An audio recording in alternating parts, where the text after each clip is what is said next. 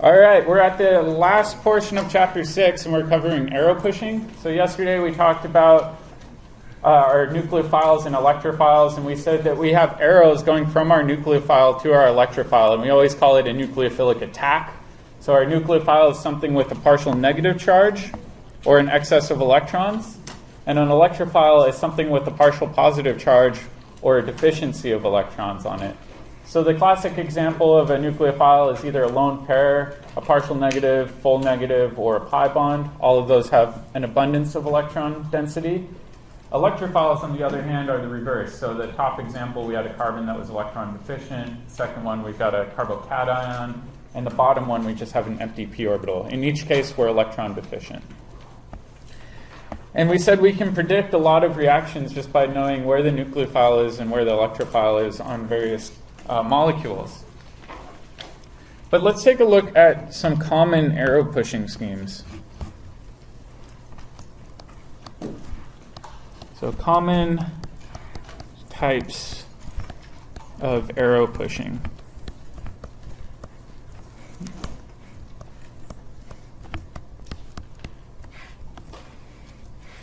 All right, the first one we've already seen quite regularly. We covered it in acids and bases. What was that called again? Are we transferring just electrons? Think of a Bronsted acid-base reaction. Yeah, proton transfer.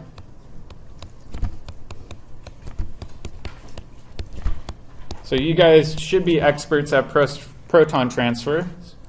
And we said if we've got AH plus some sort of B with a lone pair, that we'll get our conjugate base plus our conjugate acid. So let's fill this out with appropriate arrows. Where's our nucleophile again?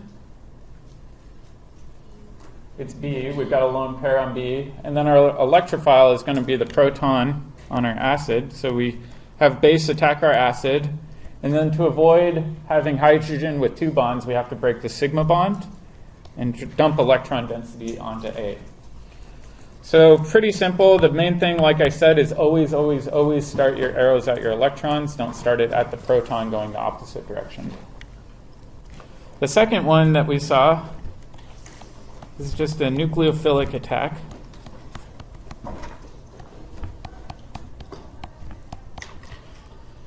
And let's take an example of a nucleophilic attack. I'm going to pick another morbid example because I know you guys like those. What's our nucleophile? Do you think it's going to be the oxygen on water or the C on the carbonyl? Yeah, so what we have over here is we've got water, which is a nucleophile. Why is water a nucleophile? Well, it's got a partial negative charge on that oxygen, right? And it's got a lone pair there. So it's got an abundance of electron density coming off of that oxygen. And then if we look over at this guy, it's got a huge amount of induction pulling electron density away from that carbon, right?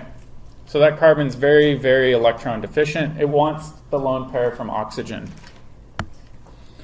So what will happen is our nucleophile will attack our electrophile, and are we done? No, we would form a Texas carbon, so what should we do? Yeah, exactly. So we have to show this double bond breaking. And when we do this, we now have a carbon oxygen with a negative charge. Got a chlorine, oxygen, hydrogen, hydrogen. And this oxygen's got a positive charge. This is a very high energy intermediate. It will quickly decompose into hydrochloric acid. And does anybody know the name of this compound by chance? Nobody? It's called phosgene. It was used in World War I. And that's why this was a potent war gas, right? If you spray phosgene on a field and somebody inhales it, you've got water in your lungs, right? the water in your lungs react with this and start producing HCl, you're essentially coating your lungs with acid. It's one of the most horrendous ways to possibly die, and it's why we've outlawed most of the chemical weapons that we used to use in World War I. Pretty nasty stuff.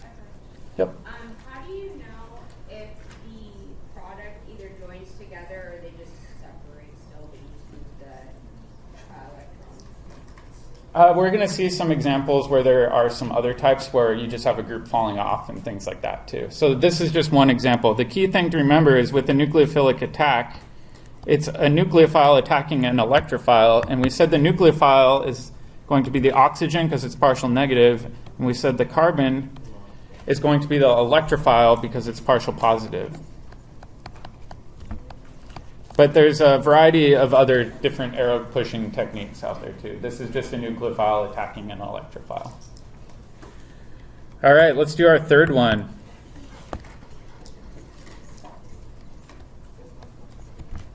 This is called loss of a leaving group, or loss of leaving groups.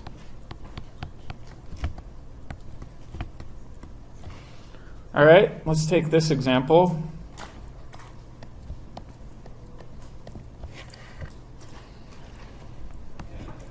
And I'm going to show this with equilibrium arrows.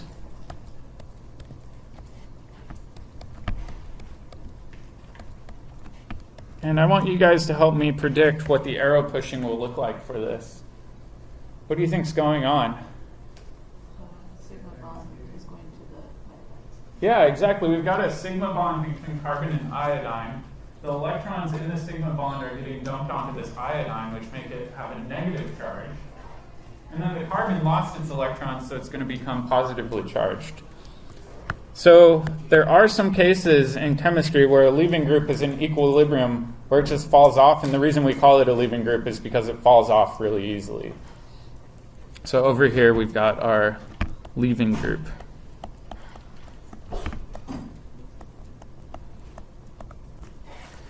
All right. And the last one that we see is called a rearrangement reaction.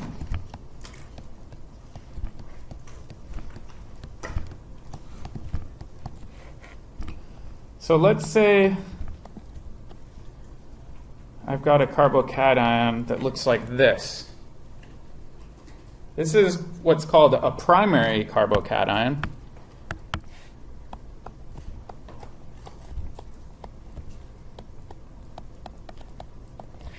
And primary carbocations are highly, highly unstable. They're not happy having a positive charge on a carbon that's only bonded to one other carbon. Remember that primary with an alkane just simply refers to the number of other carbons it's attached to. It's only attached to one other carbon, so that's why we call it a primary carbocation. In this case, because it's so unhappy, it wants to rearrange itself into a different orientation. And so what happens is we have a hydrogen that's assumed there, right? This hydrogen, the whole thing, including the sigma bond, will hop over onto that carbon that's next door. And when you do this, the hydrogen's now located over here. And where's our positive charge? If we move that hydrogen and its electrons, it's in the center. All right. What sort of carbocation is that? Is it primary, secondary, or tertiary? Tertiary. So we can go through and we can say, all right, molecules will randomly rearrange themselves in order to form a tertiary carbocation. These are very, or more stable, I should say. This one is unstable. Yep. So that one still has a positive charge, so we don't want to take back the hydrogen in the sigma bond? No, in this case, we're going to cover this in a second, but tertiary carbocations are much, much more stable than a primary carbocation. So this reaction going in this direction is spontaneous, but going in the reverse direction is non-spontaneous. So you don't really see the reverse reaction happening in any appreciable quantity. So in this case, what we've done is we've moved an entire hydrogen atom with its 2 electrons, right?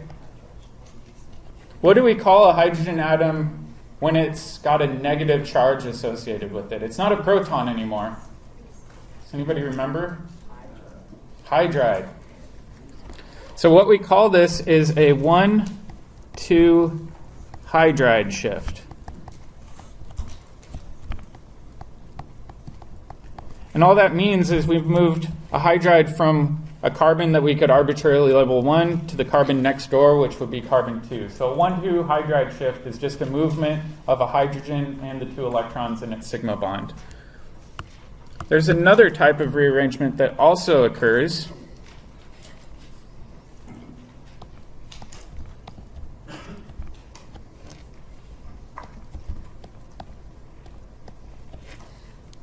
What sort of carbocation did I just draw? Secondary. So we've got a secondary carbocation. All right, just for sake of argument, I'm going to draw the hydrogen over here.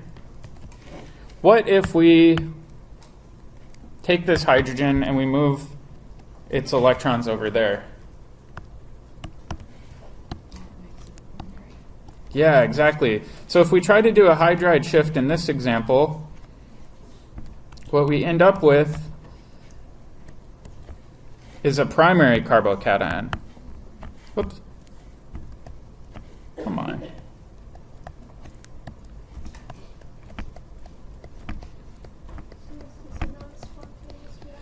Yeah, do you think we're going to a more stable product if we're going to primary, which we said is very unstable? No. So in this case, this reaction does not occur. So I'm going to put an X through this. Because what we're doing is we're going from a more stable to a less stable molecule.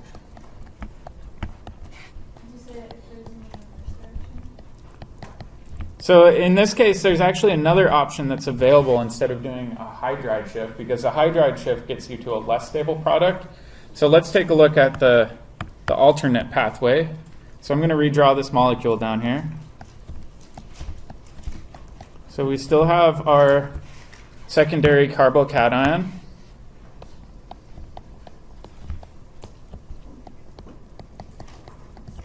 But this time what we're going to do is we're going to move an entire methyl group that's next door. So you see this methyl group over here? We're just going to move that over to the carbocation. And when we do this, the carbon on the left looks like that, and the carbocation center now has a methyl group on it. So where's the charge located? It should be located here, right? Because this methyl group lost its 2 electrons that were attached to that carbon. So the carbon on the left-hand side will now be positive. And what sort of carbocation have we made? Tertiary carbocation. This is more stable than a secondary carbocation. So just like with the hydride, what we're doing is we're moving a full CH3 group. I'm going to even label it as a CH3. And we're moving it over to an adjacent carbon. What do you think we probably call this? Yeah, it's a 1,2 methyl shift. Oops, 1,2 methyl shift.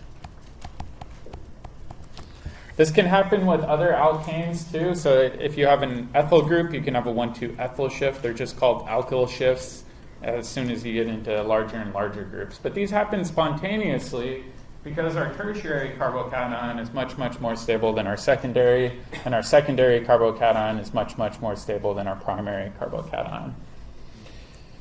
All right, so let's talk about that a little bit more, the idea of carbocation stability.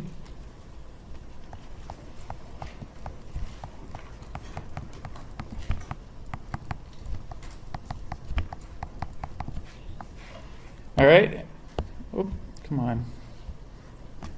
My computer is getting hot here.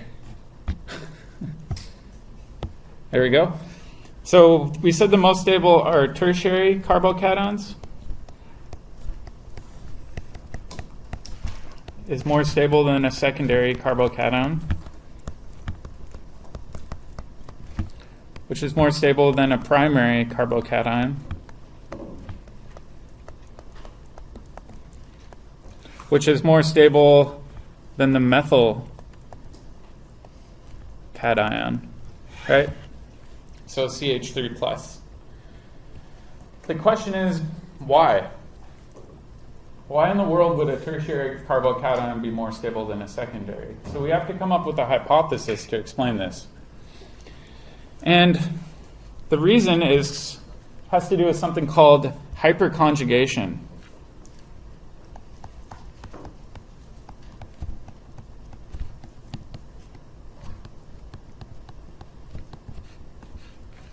What does conjugation mean?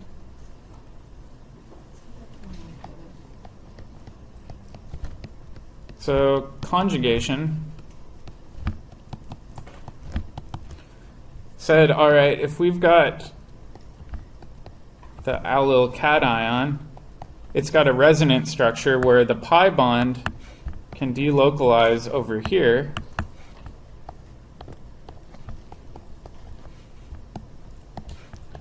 And we would call this conjugated.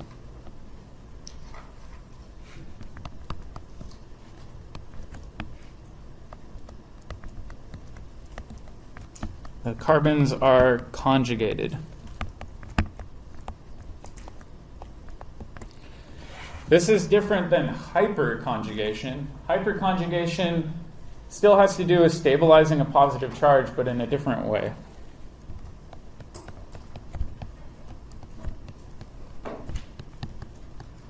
And people get these terms often confused, which is why I wanted to bring them both up side by side. So hyperconjugation has to do with an overlap of an orbital, but to a lesser degree. So let's take an example here. And I'm going to have a carbon, and this carbon is going to have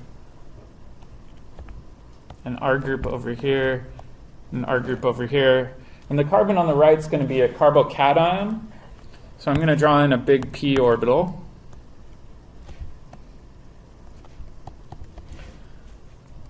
So this is our empty p orbital.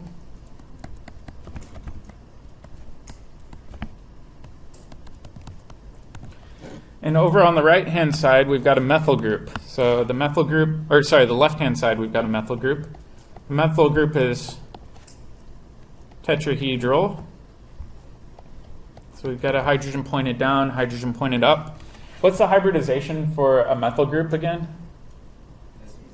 sp3. So I'm going to draw one of these hydrogens as an sp3 lobe. Oop, shoot. So we've got an sp3 lobe kind of coming out this direction, right? And then we've got this hydrogen over here. What orbital is that hydrogen in again? sp2, or sorry, s orbital, not sp2. So we've got this s orbital out here. Let me emphasize this a bit more. All right. And then in here we've got our bonding pair of electrons.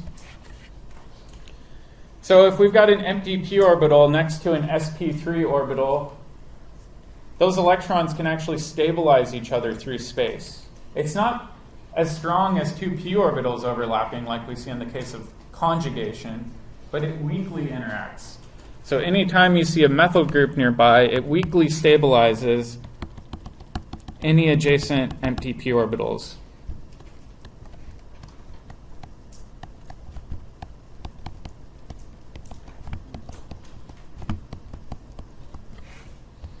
So the key with hyperconjugation is to remember that alkyl groups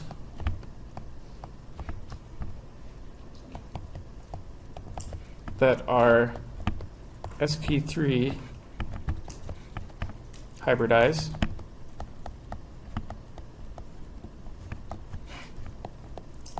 can stabilize adjacent carbocations.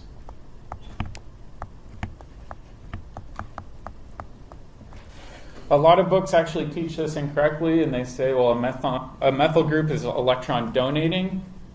It's not electron donating. It's actually the weak orbital interaction between an sp3 lobe and a p lobe in your carbocation. It's a little bit abstract to think about.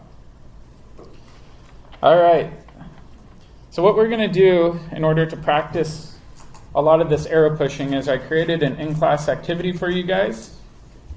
You guys hopefully grabbed it in the back. This is our in-class arrow pushing activity. I realized after I printed it, it said stereochemistry on the top, and I didn't want to reprint 58 new copies. So you can just scratch out stereochemistry and put arrow pushing. And what I want you guys to do is to provide the appropriate arrow pushing for each of these 5 reactions. First start with A through D, and then I want you to label it as either a proton transfer, a nucleophilic attack, loss of a leaving group, or a rearrangement. And I want you guys to work as a team on A through D. And then when you're done with that, I've got a challenge problem for you guys. I've got E. E is 4 different steps. So I want you guys to try to piece together your arrow pushings and see if you can problem solve your way through E. So if you guys want, you can move around the room, get up together with partners, and then we'll work on this as a class. Yeah, just 1 second. All right, problem A. What sort of arrow pushing scheme is this? Proton transfer. We've seen this plenty of times. It's acid-base chemistry. So we've got a mid. The lone pair will come, grab the proton, break that sigma bond, and put the electrons up on oxygen. Make sure you do the correct arrow pushing. I don't want to see an arrow going from hydrogen over to the amide. So this is just proton transfer. I'll abbreviate that PT. All right, the next one, B. What do you think's going on? Nucleophilic attack. Remember that over here we've got a really strong dipole, right, going towards that oxygen. So that carbon underneath is very electron deficient. So this methide can come and attack that carbon, and are we done? No, we don't want to attack this carbon, so we'll push those electrons up, and now we're done. So we'll actually see this reaction later on in the year, but you guys are already predicting the outcome of it. Does it matter which carbon it attacks? It needs to attack the carbonyl carbon, because that's the one that's most electron deficient. Yep. All right, C. What's going on in C? Loss of a leaving group. So the leaving group just decides, hey, I'm pretty stable on my own, so I'm just going to fall off. This is really similar to assessing stability for conjugate bases, right?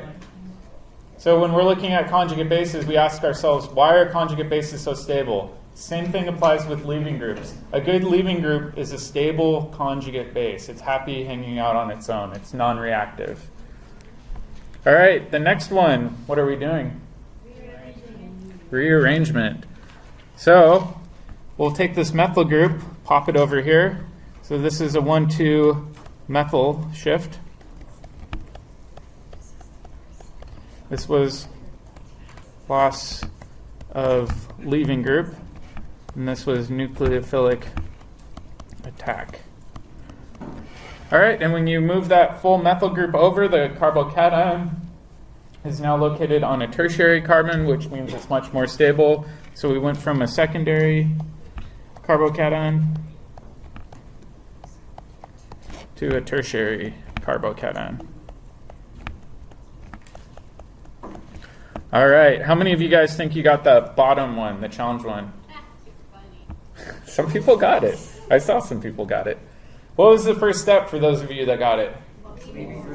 Loss of a leaving group. So when we pop this off, we can say, all right, we've got a carbocation right there. We've got a primary carbocation. That's really unstable. What can we do? Hydride shift. So if we think about the hydride that's next door, we've got one right there. So we could say, all right, this hydride can pop over to that carbocation. Oops.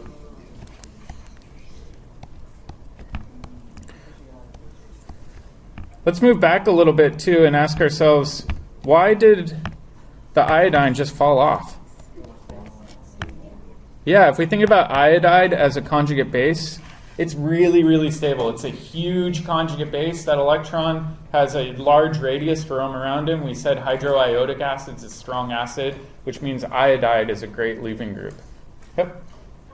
Did the iodine and the hydrogen react before that happen, or does that have to happen before the iodine and the hydrogen react? So we want to show them as elementary steps. So loss of a leaving group, have that be separate from any other sort of arrow pushing. So try to show these as individual elementary steps. A lot of people get tempted to draw a bunch of reaction arrows all at once. Try to break it down into individual components. It'll make your life a lot easier. Okay, so we did our hydride shift. Now we've got some water floating around in solution. What do you think this water is going to do?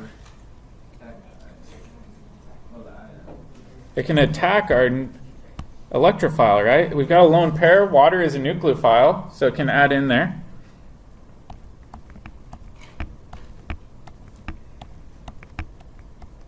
So water added in. What's the charge on water now? Yeah, water is positive. Okay. And then if we look at our products, what else do we have floating around in solution that could get us to our product? Yeah, iodide. So we've got iodide around. This iodide can come, grab one of these protons, and do a proton transfer. So if we look at this, first thing we did was loss of leaving group. Then we did a rearrangement. Then we did a nucleophilic attack. And then we did a proton transfer.